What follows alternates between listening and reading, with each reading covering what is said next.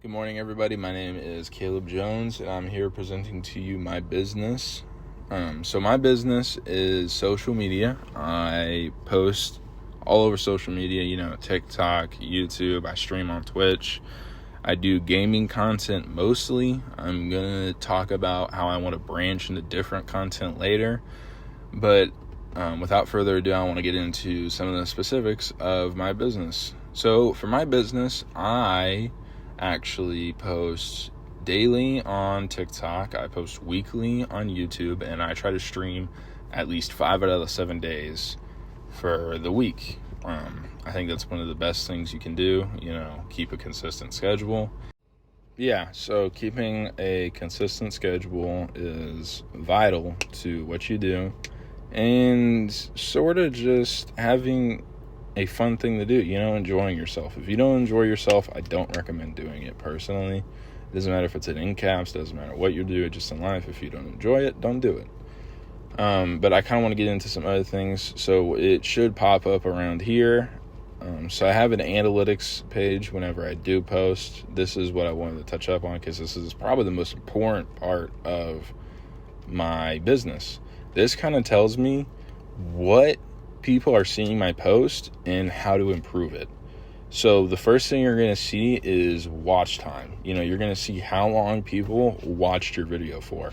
And that is really important, especially for TikTok and YouTube, because that's first of all how you make money.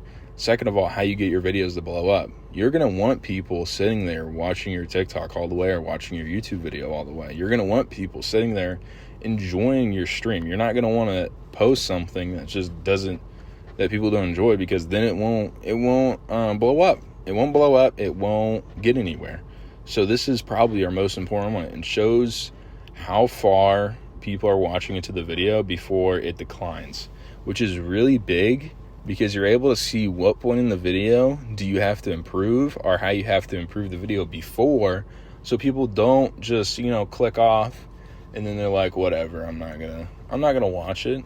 You want people to watch your video, because that's also, from my personal experience, that's also how you get your video more traction. The longer people watch your video, TikTok sees that, or YouTube sees that, and they're like, wow, this video is good. This guy watched it for however long. He watched it for 80% of the whole video, or he watched it for 90% of the whole video. That must be a really good video. So they start sending it out to more people, and if more people watch it, if more people comment, if more people like the thing, like whatever you're posting, video or whatnot, it will be better. It will shoot out to more people. It will shoot out to a bunch of more people. I've had certain videos where they haven't necessarily done good at the start, and you think they're not going to do well. You think it was a flop video. And then out of nowhere, it's like, wow, this guy watched the whole video. Okay, let's shoot it out to more people. Wow, they watched the whole video. Okay, let's shoot it out to even more people. And then it just blows up. It just goes crazy. So that's kind of what I wanted to show you there. Another thing that's really big is if we go to the second page, you can see who watches your TikToks, like where they are, which is really big. Because for me, at least if you're looking at it right now, I think I have a very big majority in the United States. And then something that surprised me, something that isn't necessarily what I was going to expect it to be, is a lot of people in Germany view my stuff. In United States and Germany have very different time zones. So it's a lot different whenever you're trying to post something. It's a lot different to where you have to cater towards, okay, whenever I'm asleep at 4 a.m, they're going to be sitting there watching my TikTok. So you also have to kind of cater to different cultures, United States and Germany have a lot different cultures than each other.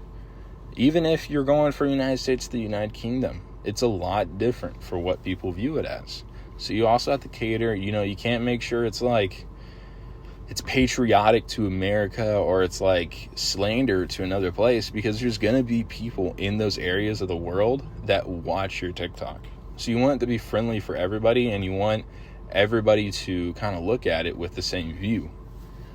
So to go off of that, we have another section where it's the age. This is also really big.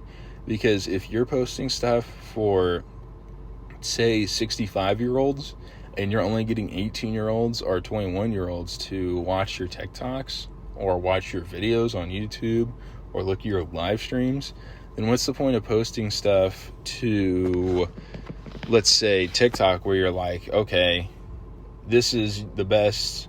Say you're like presenting cars. If you're presenting an $80,000 car to 18-year-olds, they're not going to have the money to buy that. So there's no point to really present that car to them unless they just enjoy it. If you make it enjoyable for them, then they may watch it, but it's better to cater towards your audience than to cater towards a different audience and have it kind of be a hinder to you. So something you want to do to combat that is, I'd say, you look at the analytics, you see, wow, 90% of my viewers are 18 through 21, which if you're posting on TikTok, it probably should be. And you'll look at it and you'll be like, okay, so how do I cater towards them? Well, if you're posting gaming for my say, you can't use outdated terms. You can't do stuff that was funny. This new generation of people, they're always evolving. They're always thinking something new is funny. So you always have to keep up with that trend and post it. I'm not saying you can't post it. Eventually, you want to create a culture for yourself to where, your own videos are funny. So you don't really have to keep up with these trends. But whenever you start out, especially for me, I had to kind of keep up with the trends, keep up with what everybody was watching. And that really helped me because that's what got me to where I was. I've been doing it for about a month.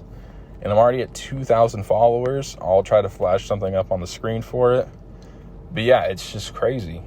Keeping up with the trends. I had one trend where it was these two dogs. And I had 1.5 million views off of it from a video that took me 25 seconds. Simply because I just kept up with the trends and I used what was new. That's what I kind of want to emphasize on that. So to go past that, I think a great place to kind of expand into is 3 things that you need to do for a business. And this is just a business in general, but I'll tailor it towards my business, which is social media creation. So something that you need to strive in this entrepreneurship field, strive in this field where nobody else is watching you and it's kind of up to you, is discipline. Discipline for me is really big because there will be times where I don't want to get up. I don't want to do anything, but I know that nobody's sitting here watching me. Nobody's threatening my paycheck. Nobody's has me scheduled at a certain time that I have to get up or else I lose my job. It's up to me to do that. It's not up to anybody else. Nobody else is hounding over me. I'm doing it on my own, and that's kind of a big responsibility, being able to do it on your own. Something else that is tied in with discipline is, say I don't want to get up and post a video. Say I don't want to post a YouTube video. I don't want to post a TikTok video. I don't want to stream. Now, obviously, you can say to your audience, hey, I'm not feeling well. I'm going to take a break from today. I'm sorry for the inconvenience, but there will just be nothing out today. I'm going to get better. And, most people will understand. But at the start, if you're just kind of faking it, then you don't have that consistency. You don't have that consistency to pull in viewers and keep them entertained. You don't have that consistency to post. You're not going to keep your followers. You're not going to retain your algorithm for your account. You're not gonna, you're just gonna lose everything. Whenever you blow up, it's kind of pedal to the metal. You got to get going. And if you don't have that discipline to get up, start posting, start piggyback riding off of your success, then it's not going to work, at least in my area. Now, another thing I want to talk on is time management. Time management is really big because you have to plan. At least for me, whenever I stream, I post weekly. I have to plan whenever I'm going to stream, whenever I'm going to edit for YouTube, or whenever I'm going to make a TikTok. Because if you're into this program, chances are you're in your junior or senior year and you're really busy. So sometimes you are getting home at 9-10 p.m. and you have to sort of plan your time for whenever you're going to stream, whenever you're going to edit these YouTube videos. And sometimes for me, I'd be up until 3 a.m. doing some of this stuff. It's not enjoyable, but I failed to time manage myself. I failed to have personal times where I was able to edit these videos, do what I enjoy, and kind of be able to do my business. I failed to time manage my business. In a sense, it just kind of threw out. So you need those time management skills. You need those skills to be able to be like, hey, or you need those talking skills where you got to be like, hey, whoever, family member, whoever, I have a business I'm trying to run. I have a job that I have to do. I have to time manage myself and get these videos out. I have to edit these videos. I have to have time to do that. I have to have time to stream. So I got to think to myself and tell other people like, hey, this isn't something I'm just doing for fun. This is like something I'm trying to do for a job. This is something I'm trying to create a business around this. So I have to go do this. This is time management for myself. This is my job. This is what I eventually want to do later on in life. So I have to go do this. That's something that I kind of have to tell myself a lot, is that I may not want to do it, but this is my job now. This is where all my time's going, where usually somebody would go to work and somebody would work for somebody. They would just have a predetermined set thing to do.